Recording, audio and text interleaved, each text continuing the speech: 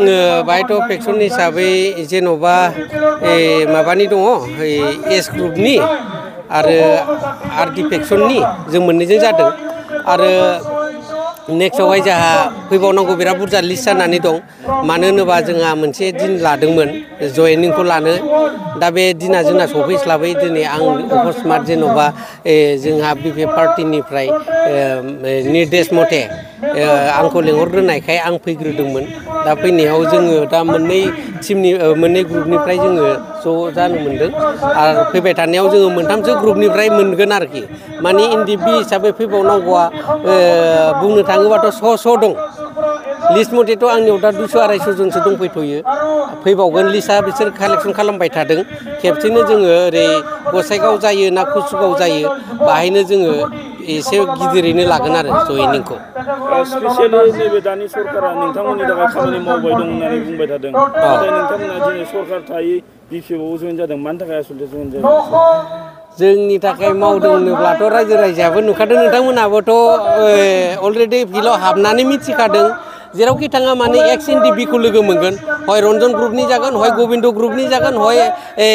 S ग्रुपनि जागोन नहले डि ग्रुपनि जागोन जेरावबो एनडिपिआ गोसारनानै दं बे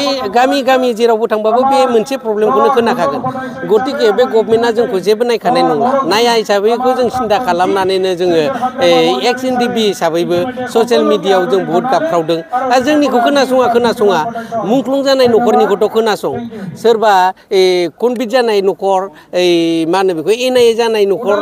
एनआइए जानायनि न'खरनिफोरनि खोथाखौ खोनासङोबाबो जोंहा गोजोननाय थागौमोन खारन जों मोनसे समावहाय जोङो संगठननि नेम निथि मथे संगठनखौ दैदेननो गोनां जानायाव नेम निथिजों जोङो डिजिगनेसनखौ लानो गोनां जादोंमोन बे डिजिगनेसनखौ लानानै जोङो गोबाव सम दिनै स्ट्रागोल खालामदोंमोन स्ट्रागोल खालामनायाव जोंनि केडार हिसाबै जोंखौ डिउटि थानानै जोंखौ सेक्रिफाइस खालामनायनि बेलायावहाय जोंखौ सिकिउरिटि होनानै बिथांमोना बे स्टेजसिम लाबोदों आरो बे स्टेजसिम लाबोनाय केडार्सफ्रा बा बिथांमोना दिनै सोरबा एनआइएआव दङ सोरबाया कनभिट जानानै दङ सोरबाया लाइफ टाइम जानानै दं सोरबाया मुंख्लं जालांबाय दा बेफोरनि न'खरफोरखौ जोङो दिनैसिम फंसे रावजों रायज्लायहैनो हायै जादों खारन जोङो बिथांमोननि न'खरखौ नायनो थाखाय जोंहाबोथ' फुवेलनि खोथा थाबाय दिनै माखासे एसे एनै अनसुंथाइ होबोनायनि खोथा थाबाय बेखिनि सिस्टेमा जोंनियाव गैयैनि थाखाय जोङो बिथां मुंख्लं न'खर आरो माबा एनआइए नांनाय आरो कनभिट जानाय लाइफ टाइम जाय नांनानै दङ बिथांमोननि न'खराव जों दिनै खौरांखौ लाहैनो हायाखै दा बेनिखायनो जोङो दुखु मोननानै बे गभर्नमेन्टजोंनाथ' जोंनो मावखानायबो होनो हाखानाय नङा आरो दिनैसिम बिथांमोननि मावनायखौ जों नुहुरखाबाय बिथांमोनहा माने साक्सेसफुल खालामनानै होनो हाखाया गतिके साक्सेसफुल खालामनो हायाब्ला जों मोनसे बिपिएफ दला सिनियरिटि दल हिसाबै एक्सपिरियेन्स थानाय दल हिसाबै पार्टि हिसाबै बे पार्टिखौनो जोङो दिनै बर'आव गावनिनो आंगो पार्टि होननानै रिजनेल पार्टिखौनो जोङो मोजाङै मोजां पलिटिकेल पावारखौ फोराफिननोसै होननानै जों जयैनो सावरायलायनानै दिनै नैबे जयेनिं प्रग्रामावहाय जों दिनै जयैनो फैनानै जयेनखौ जाफैबाय आरो सेकेन्ड टाइम जोङो जेन'ब्ला गावखौ दिनै बिपिएफ जाबाय होननानै आं सिनायथि होनो हाखाबाय नालाय आङो दिनै आंनि जिहेथु उनाव फैगोन बिथांमोनखौ आं गोसो खुसियैनो आं बिथांमोनखौ बरायनानै लागोन आजावगोन आरो बिथांमोनखौ आङो कन्टेक्ट खालामनानै माखासे नेम निथिफोरखौहाय जोङो सावरायलायनायनि गेजेरजों ज'यैनो मावलांनाय गोसो मोदोम होसोमनानै जातिनि उन्नति बा बिटिसि बारिनि उन्नतिखौ जोङो जाफुंहोनो थाखाय बा मोनफुंनो थाखाय जोङो ज'यै लोगो नांनानै बिपिएफखौ बिपिएफ बायदि जोङो बड'लेण्ड टाइगार हिसाबै बे पार्टिखौ जों दिन्थिलांनो थाखाय जोङो दिनै आगान सुरबाय जोंनि जेंनानि सायाव जोंथ' दा सिन्था खालामनानै जोंथ' सुफुंनो हाखाया दा बेखौ सुफुंनो थाखायनोथ' जों ज'यैनो जों बिपिएफ पार्टिखौ सापर्ट खालामनानै गभर्नमेन्टआव लाबोनानै जोङो बिपिएफ पार्टिनि जानानैनो जोङो जाहा बिपिएफ पार्टिनि मुरबि बा चिफ पार्ग' चिफ हाग्रामा महिलारि सार बिथांजोंनो जों ज'यैनो शेयार खालामलायनानै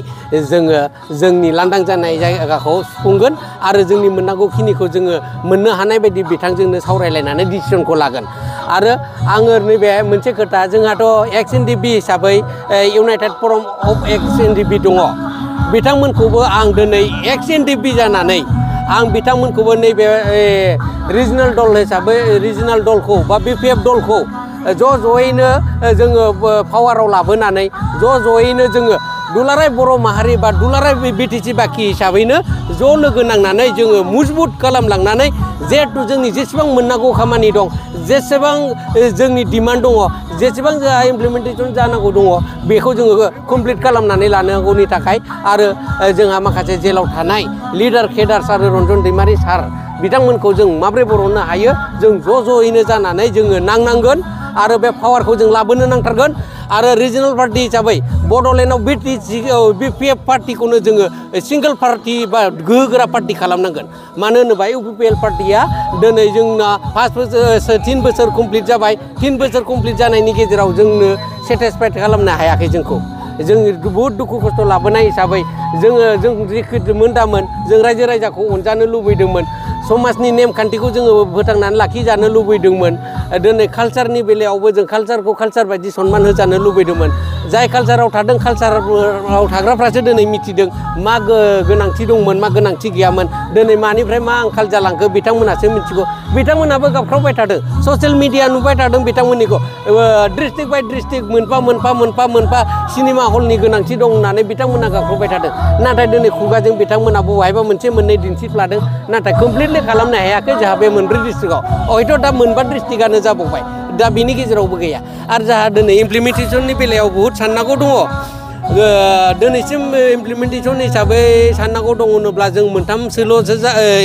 माबानायखौ नुदों इमप्लिमेन्टेसन जानायखौ नुदों बाखि दफायानो जायाखै जोंहा आर्टिकेल मथेथ' फार्स्ट टाइम जोंहा जेबायदि